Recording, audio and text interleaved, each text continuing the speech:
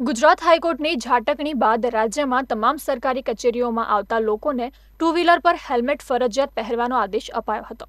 આજે 11મી ફેબ્રુઆરીથી સરકારી કચેરીઓમાં તમામ કર્મચારી સહિતના અરજદારો માટે દ્વિચક્રી વાહનો પર હેલ્મેટ ફરજિયાત કરાયા છે। ત્યારે અમદાવાદની તમામ સરકારી કચેરીઓના દરવાજે પોલીસે હેલ્મેટ ડ્રાઈવ યોજી હતી।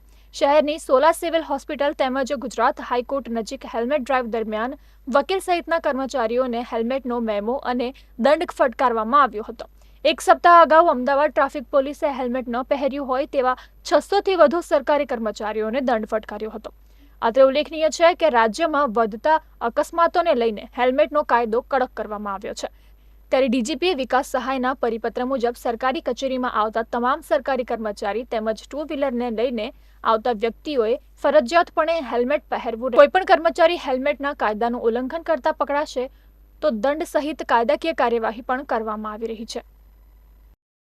સામાન્ય જે વાહન ચાલકો છે એ એમના વિરુદ્ધમાં તો ટ્રાફિક નિયમોના ભંગ બદલ કાર્યવાહી કરવામાં આવેલી છે, પરંતુ અત્યારે હાલ જે ડ્રાઈવ છે એ જુદી જુદી સરકારી કચેરીઓમાં સરકારી કર્મચારીઓ અને અધિકારીઓ પણ પાલન કરે ટ્રાફિકના નિયમોનું અને એમની પણ સુરક્ષા અને સલામતી જળવાય એ અનુસંધાને અત્યારે ડ્રાઈવ કરવામાં આવેલી છે, જેમાં હેલ્મેટ પહેરવી ટુ વ્હીલર ચલાવતી વખતે અને સીટ બેલ્ટ બાંધવો ફોર વ્હીલ ચલાવતી વખતે એ અનુસંધાને આ કાર્યવાહી કરવામાં આવી રહી છે।